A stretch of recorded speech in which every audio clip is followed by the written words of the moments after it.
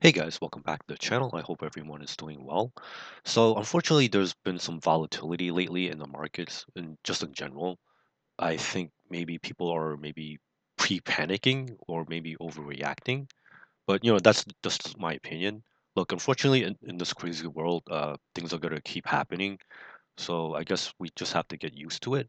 So I think one of the unfortunate consequences are that I think some people are especially in the like the high yield option ETF space, I think there might be some tourists that are maybe jumping back and forth between different ETFs, and that's causing some yields to go down, and also just causing some unnecessary, uh, I guess like emotional outbursts.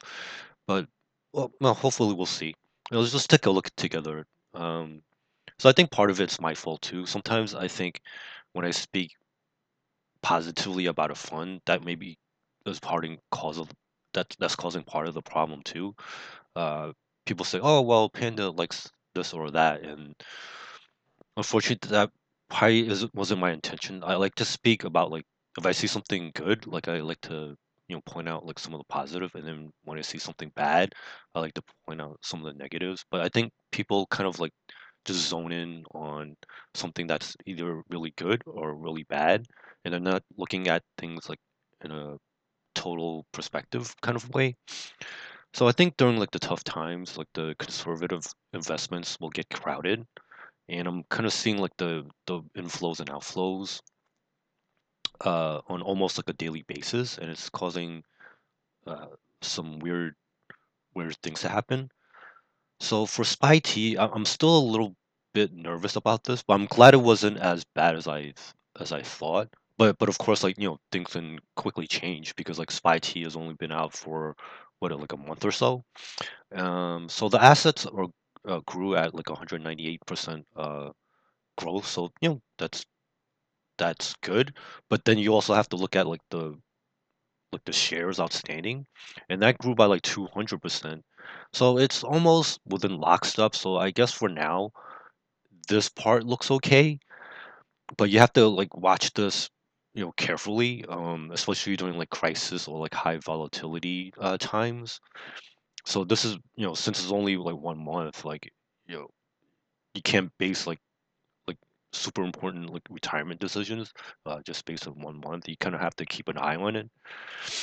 Because this is one of the funds I was ho- I was kind of having like high hopes for because I think this could have been really good for conservative investors or maybe if you're on the older side and you were kind of hoping for to use this as a way to or part of your portfolio to kind of like smooth out some of the bumps.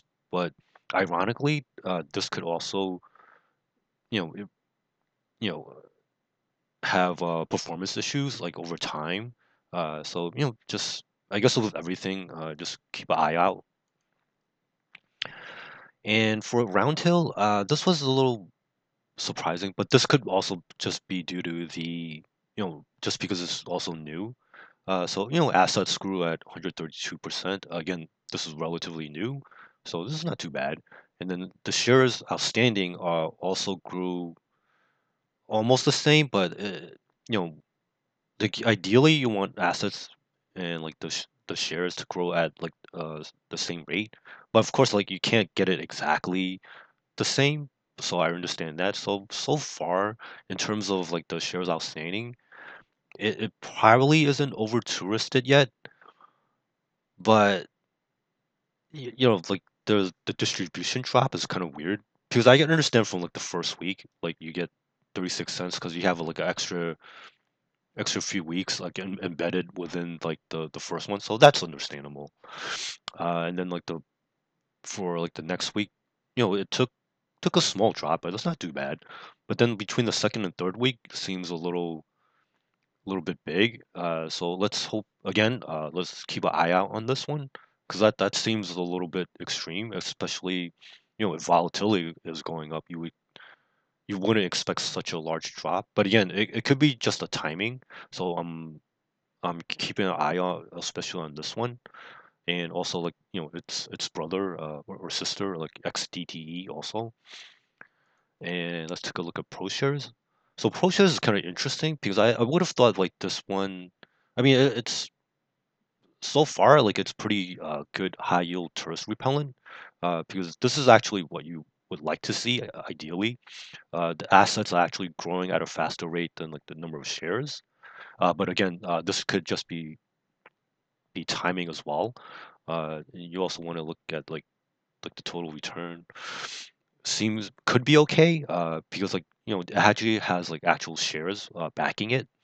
But the yields so far, like I mean of course like this is still relatively new as well, but you know it was less than 10%, which was kind of surprising. The annualized distribution yield. But again, because as volatility picks up, maybe this number will also pick up over the course of the year as well. So again, this is kind of odd, but we just have to keep an eye on these guys. So QYLD, we consider this like an OG in the space. Now this one was a little tricky because like they don't always keep like all their like the data handily available. Sometimes you have to go hunt for like the information. So I was only able to get this going back like 1 year to April 2023. But so far, this is pretty interesting for such a large fund. It was able to grow the assets at like 12% year over year, and then the shares only grew at like 8%. So this is kind of like another one that I'm eyeballing. But again, if too many people pile in, then let's say like the numbers flip, then like the yield won't be as good. So we also have to kind of keep things balanced.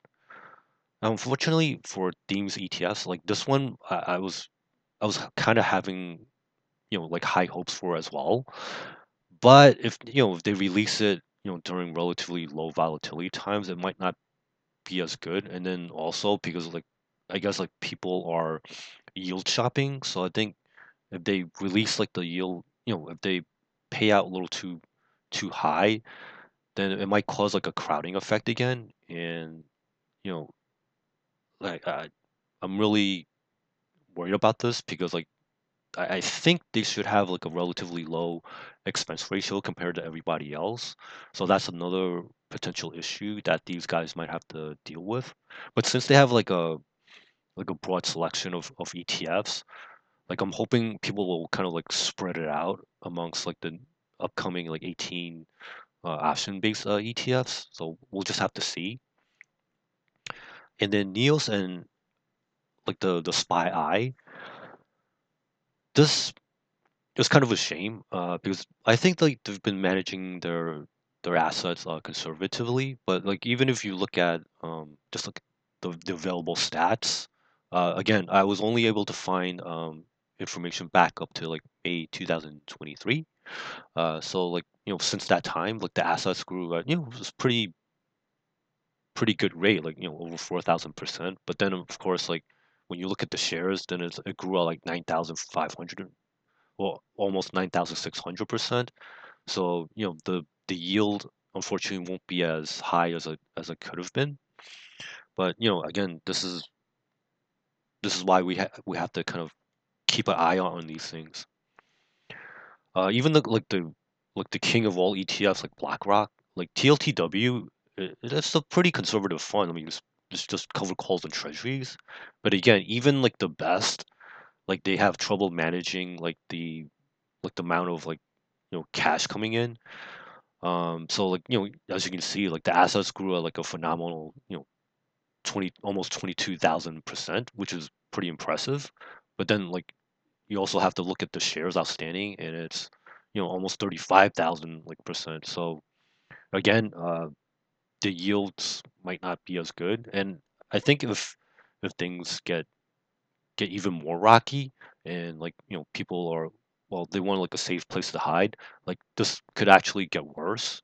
But let's hope people calm down eventually and like kind of allocate accordingly so that you don't see like these type of like crazy like discrepancies. So of course like for like high yield enthusiasts, obviously everything is subject to change. It depends on how people, allocate and reallocate their portfolios during challenging times. Unfortunately, there'll be more innocent tourists and ETF civilian casualties. And then also, like, worst comes to worst, like, don't be surprised when certain ETFs, like, as people like migrate from like smaller ETFs into like the bigger ETFs because they think like maybe the bigger ETFs will be more safe. Don't be surprised when ETFs get liquidated. So just keep that in mind. Um, so the lessons learned so far, like for myself, I think I was pretty naive. This was a big strategic blunder to think that I could outsource like such a large part of my trading to like ETF funds. Because like ETFs, like you don't have as much control, unfortunately. I was thinking, oh, like these zero DTE and other covered call type of funds, they're pretty convenient. Well, in the good times, like I was, I think I got a little bit too lax. But then when I got stopped out recently, I was thinking, oh man, maybe it wasn't such a good idea to put so much money into ETFs. Like going forward, I still enjoy some of the ideas that are being brought to the market. I think some of them are pretty novel. But again, even like the best ETFs in the world, like eventually they can get ruined if too many people pile in, and then like you know your yields will be diluted. So I'm gonna treat these like as disposable mercenaries. So definitely I'm keeping my stop loss orders like handy. Get some hedges um, handy as well.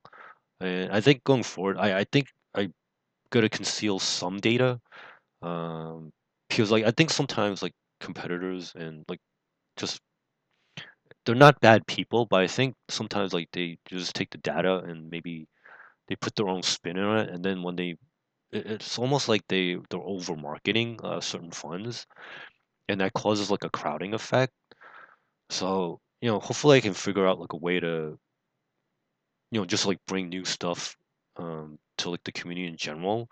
But at the same time, like I want to stop like this.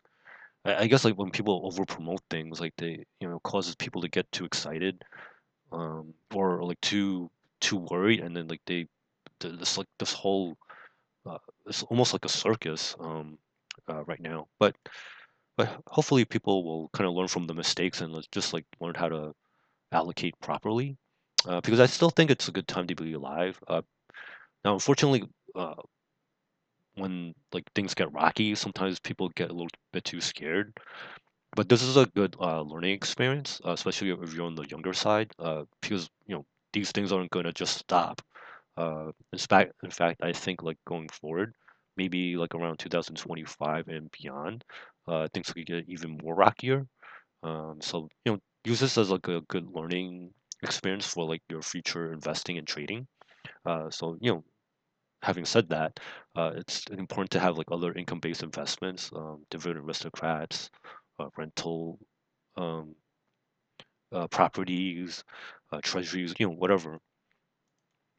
So of course, like the risks are like some of these funds, unfortunately, I have a high expense ratio. As I mentioned earlier, we don't have as much control over like the strike selection, and implied volatility. Well, right now it's starting to get a little bit juicier, but eventually hopefully there will be like a peaceful breakout, and then implied volatility will go back down.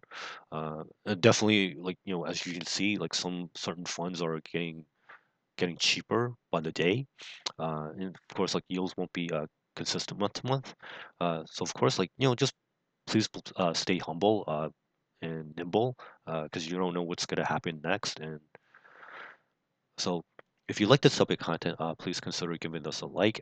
If you could subscribe as well, I would greatly appreciate it. And uh, obviously, of course, share this with people that you care about, because sometimes I think people are unaware of like these little things. But when you're investing in ETFs, like the stuff matters. So thank you for watching, and I'll see you in the next one. Please stay safe out there. Bye now.